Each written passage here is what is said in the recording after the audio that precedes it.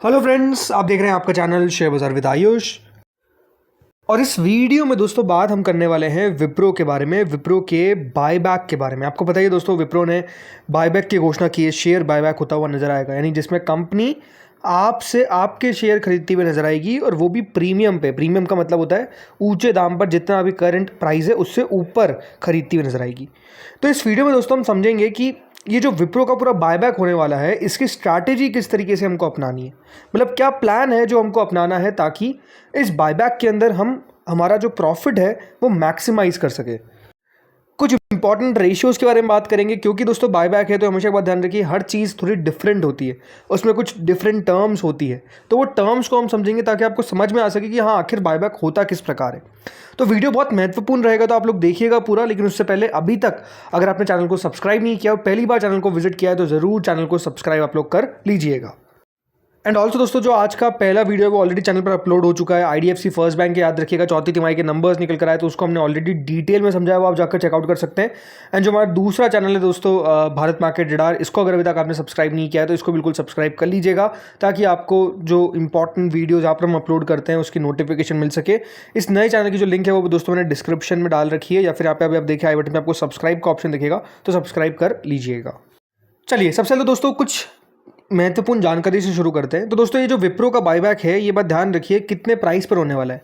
250 rupees पर equity share पे आपको विप्रो अपने शेयर्स खरीदती हुई नजर आएगी। अभी दोस्तों अगर मैं बात करता हूँ आज के हिसाब से, जो विप्रो का करंट प्राइस चल रहा है, ये फ्राइडे क्लोजिंग के हिसाब से बता रहा हूँ, लगभग 199.45, यानी कंपनी जो है वो लगभग आप कह सकते हैं 50 रुपये ऊपर जो करंट प्राइस है उससे आपके शेयर्स खरीदती हुई नजर आएगी। इस प्रकार का बायबैक है।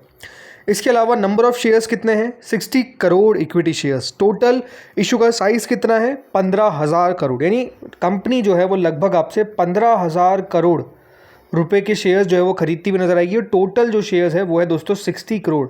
तो 60 करोड़ शेयर्स जो है वो लगभग आपको कंपनी जो है वो खरीदती हुई नजर आएगी आपसे। इस तरीके का दो इन्फॉर्मेशन है वो निकल कर आया है।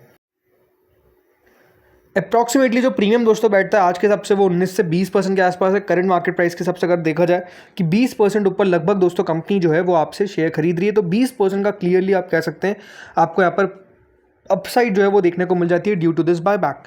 इसके अलावा दोस्तों इस बायबैक के अंदर इंपॉर्टेंट बात क्या है कि प्रमोटर भी पार्टिसिपेट करेंगे। अब होता क्या है दोस्तों कि अगर प्रमोटर पार्टिसिपेट करते हैं, क्योंकि प्रमोटर्स के पास याद रखिए सबसे ज़्यादा आपको शेयर्स देखने को मिलते हैं, राइट, तो और उनकी तरफ से अगर बायबैक किया जाएगा और खुद पार्टिसिपेट भी किया जाएगा, तो होता क्या है कि जो एक्सेप्टेंस रेशियो है उसमें दोस्तों कमी आती है। अभी एक्सेप्टेंस रेशियो होता है क्या आपको मैं आगे बताऊंगा, लेकिन अभी आप समझ लीजिए कि प्रमोटर के पार्टिसिपेट करने से ये समझ लीजिए कि जितने शेयर आपके जा सकते थे उससे कम जाएंगे, बिकॉज प्रमोटर्स की तरह से पार्टिसिपेट किया जा रहा है। तो ये भी उन्होंने इंटेंट दिया है। रिकॉर्ड डेट अभी तक निकल कर नहीं आई है, बट एक्सपेक्टेशन है कि जून 2026 तक की जो बायबैक की पूरी प्रक्रिया है वो कंपनी पूरी कर लेगी। रिकॉर्ड डेट का मतलब क्या है कि आखिरी दिन जब आपके पास शेयर होना चाहिए, और उसके बाद ही याद रखिएगा जो पार्टिसिपेशन है वो आप कर सकते हैं बायबैक के अंदर, अगर आपके पास रिकॉर्ड डेट तक शेयर हुए। अदरवाइज जो पार्टिसिपेशन है वो आपका निल हो जाएगा, मतलब एलिजिबल हो जाएगा, माफ़ कीजिएगा, इनएलिजिबल हो जाएगा, मतलब आप पार्टिसिपेट नहीं कर सकते। सिंपल सी बात है, ठीक है। अब महत्वपूर्ण जानकारी देखिए, आप और मैं ऑलमोस्ट हम कह सकते हैं किस कैटेगरी में हम पार्टिसिपेट कर सकते हैं, रिटेल कैटेगरी के अंदर। तो हमेशा दोस्तों हर कैटेगरी के लिए याद रखिएगा कुछ चीज़ें जो होती है वो रिजर्व होती है कि हाँ इस कैटेगरी जो है उनकी तरफ से इतना ही पार्टिसिपेशन किया जा सकता है, इतने ही शेयर्स लिए जा सकते हैं। तो ये दोस्तों आप कह सकते हैं सेबी का रेगुलेशन है कि जो रिजर्व कैटेगरी रहती है, जो रिटेल के लिए कैटेगरी रहती है, उसमें 15% ऑफ द टोटल बायबैक जो है वो रिजर्व रहता है। मतलब 15,000 करोड़ का 15%, 2,250 करोड़ लगभग आप कह सकते हैं कि रिजर्व रहता हुआ दिखेगा किसके लिए, फॉर रिटेल कैटेगरी। तो 15% तक की एलिजिबिलिटी रहती है। प्लस इसका मतलब ये है कि अगर आपको रिटेल कैटेगरी के अंदर आपको क्वालिफाई करना या फिर आपको एलिजिबल होना है, तो आप ज़्यादा से ज़्यादा जो शेयर्स खरीद सकते हैं उसकी वैल्यू 2 लाख रुपए को एक्सीड नहीं करनी चाहिए। मतलब 2 लाख से नीचे नीचे आपके पास शेयर होने चाहिए। 2 लाख रुपए में बात, मतलब टोटल वैल्यू, राइट, ऐसा नहीं कि 2 लाख शेयर्स, 2 लाख रुपए की वैल्यू की बात कर रहा हूँ मैं, ठीक है। तो 2 लाख से अगर आपके नीचे के शेयर्स होंगे तो आप रिटेल के अंदर आएंगे। अगर उससे ऊपर के शेयर्स है तो फिर आप याद रखिए रिटेल के लिए एलिजिबल नहीं होंगे, आप वहाँ पर क्वालिफाई नहीं कर पाएंगे। तो होपफुली ये तो आपको समझ में आ चुका होगा इन्फॉर्मेशन। अब जैसा मैंने कहा दोस्तों, याद रखिए बहुत सारी चीज़ें होती है। एक होता है एंटाइटलमेंट रेशियो, एक होता है एक्सेप्टेंस रेशियो, राइट। ये दो इंपॉर्टेंट रेशियोज होते हैं जिसके बारे में हमको जानकारी होनी चाहिए। तो आपको अब मैं जानकारी देता हूँ इसके ऊपर। तो देखिए इंटाइटलमेंट रेशियो का मतलब ये होता है कि जो number of shares, minimum number of shares the company is guaranteed to buy back from you based on your holding. मतलब ईआर का मतलब यानी इंटाइटलमेंट रेशियो का मतलब है, इंटाइटलमेंट रेशियो का मतलब कि कम से कम इतने शेयर्स तो आपके पक्का जाएंगे, पक्का, राइट, मतलब 100%। ये आप समझ सकते हैं। मतलब मान लीजिए कि अगर इंटाइटलमेंट रेशियो जो है वो आता है फॉर एग्जांपल 25%, क्या बोल रहा हूँ मैं, 25% इंटाइटलमेंट रेशियो आता है। जैसे जैसे देखिए एग्जांपल है, 2020 में क्या हुआ था, 445 रुपये कंपनी ने बायबैक किया था और उस समय दोस्तों जो इंटाइटलमेंट रेशियो आया था वो 23.4% आया था। मतलब कि 62 शेयर्स जो है वो लोगों के गए हैं पर 265 शेयर्स हेल्ड। मतलब अगर आपके पास 265 शेयर थे, कितने, 265, तो आपके 62 शेयर तो पक्का गए, कितने, 62 शेयर्स। अब इसका मतलब ये है कि क्या 200 शेयर्स है जिसके पास, उसके पास भी 62 शेयर्स गए, नहीं। एंटाइटलमेंट रेशियो का मतलब है कि रेशियो के हिसाब से, अब 200 शेयर है तो आप कर लीजिए उसको 200 का 23%, ठीक है, 23.4%। इतने शेयर, मतलब अगर आपके पास 100 शेयर थे तो आपके लगभग आप मान लीजिए 23 शेयर तो गए हैं। 200 शेयर होंगे तो लगभग 46 शेयर्स गए होंगे और 265 शेयर थे तो 62 शेयर गए होंगे। इस तरीके से आप कह सकते हैं कि दोस्तों जो वैल्यू है वो एंटाइटलमेंट रेशियो की बनती है। फिर आता है दोस्तों एक्सेप्टेंस रेशियो। अब एक्सेप्टेंस रेशियो का मतलब क्या है कि दोस्तों जो actual number of shares accepted, मतलब ये होता है कि हाँ फाइनल इतने शेयर्स को एक्सेप्ट किया गया। अब ये हमेशा दोस्तों ये बात ध्यान रखिए, जो ईआर है यानी एंटाइटलमेंट रेशियो उससे ज़्यादा बेहतर होता है। उसके पीछे का रीज़न है बिकॉज बहुत बार दोस्तों होता क्या है कि मान लीजिए 100 लोग हैं, 100 लोगों के पास विप्रो के शेयर्स है, बट क्या 100 लोग बायबैक में पार्टिसिपेट करेंगे? The answer is no. हो सकता है कि दोस्तों जो पार्टिसिपेशन किया गया हो वो 80 लोगों ने किया हो।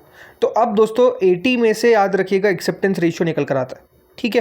तो इस तरीके से याद रखिएगा एक्सेप्टेंस रेशियो होता है। तो दोनों जो टर्म है वो डिफरेंट है। क्यों? क्योंकि ईआर का मतलब होता है कि पक्का इतने शेयर तो जाएंगे और एक्सेप्टेंस रेशियो से ज़्यादा निकल कर आता है। इसका मतलब ये कि आपके ज़्यादा शेयर्स भी जा सकते हैं। अब एक क्वेश्चन आपका हो सकता है कि क्या यहाँ पर एक्सेप्टेंस रेशियो इस बार भी ऊपर आएगा? ऊपर तो आएगा ही, लेकिन ये बात ध्यान रखिए जो पिछले बार आ रहे थे एक्सेप्टेंस रेशियो, मतलब कभी 60 आ रहा है, कभी 65% आ रहा है, उतना हाई रहने की पॉसिबिलिटी मुझे नहीं लगती है। रीज़न बीइंग, अभी आप समझ सकते हैं कि आईटी का हाल थोड़ा सा खस्ता है, ठीक है। तो अगर किसी ने लिया भी होगा विप्रो का शेयर फॉर एग्जांपल अभी, तो उसने तो प्योर पर्पस के लिए लिया है कि उसको बायबैक के अंदर अपने शेयर्स को देना है, ठीक है, बायबैक के अंदर उसको अपना शेयर देना है, इसलिए उसने लिया है। अब इस बात का भी ध्यान रखिएगा कि अगर आपने अभी तक विप्रो के शेयर नहीं लिए और आप सोच रहे कि मुझे बायबैक में पार्टिसिपेट करना है, तो इस भ्रम में मत रहिएगा कि अगर मैंने 100 शेयर ले लिए तो 100 के 100 ही कंपनी खरीद लेगी। नहीं, कुछ शेयर कंपनी खरीदेगी, कुछ अगर आप रखना चाहे तो रख सकते हैं, वरना बेच सकते हैं। इस तरीके से याद रखिएगा चीज़ें होती है।